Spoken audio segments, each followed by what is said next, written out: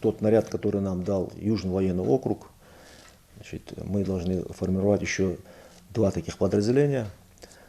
Мы на стадии, значит, проверки медицинских их данных, то есть они готовят личное дело. В республике активно продолжается формирование именной ингушской роты. Сейчас набирается 2-й взвод. Первый уже с честью выполняет поставленные задачи в зоне специальной операции на Украине. Прежде чем отправить, мы провели с ними специальную подготовку на полигоне Тарское.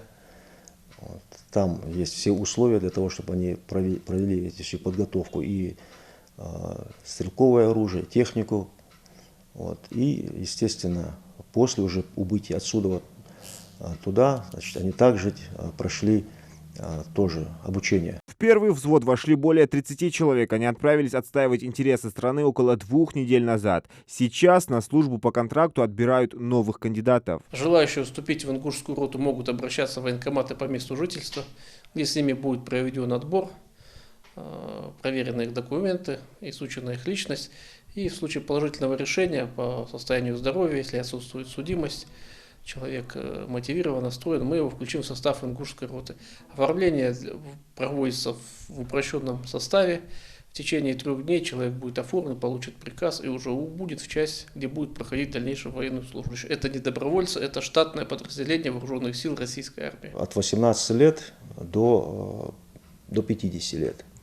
Вот это, будем так говорить, категория, которая может идти на контрактную службу.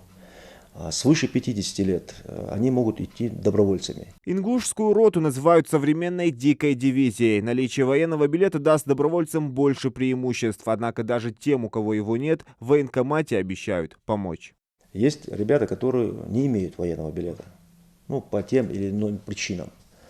Мы этот вопрос тоже рассматриваем.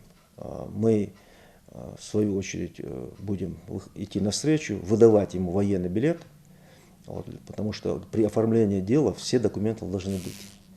И, естественно, этот вопрос тоже будет закрыт положительно и дальнейшее документирование документов. Набор граждан на военную службу по контракту, если он краткосрочный, длится от 3 до 12 месяцев, долгосрочный от 3 до 5 лет. Все они будут обеспечиваться большим пакетом социальных льгот. Денежное довольствие от 160 до 300 тысяч в зависимости от выполняемых задач. Льгот действительно много. В частности, речь идет о выслуге лет. 1 год за 3 при участии в спецоперации. Военная ипотека, пенсия через 12,5 лет службы, статус ветерана боевых действий, страховые выплаты до 12,5 миллионов рублей. Все зависит там от звания, от должности занимаемой. Более того, каждый контрактник, записавшийся в ингушскую роту, сразу же получит от властей региона по 100 тысяч рублей. В военном комиссариате Ингушетии готовы объяснить порядок подачи документов, а также подробно рассказать о службе и о дальнейших перспективах. Зелимхан Калоев, Магомед Дескиев, Новости 24.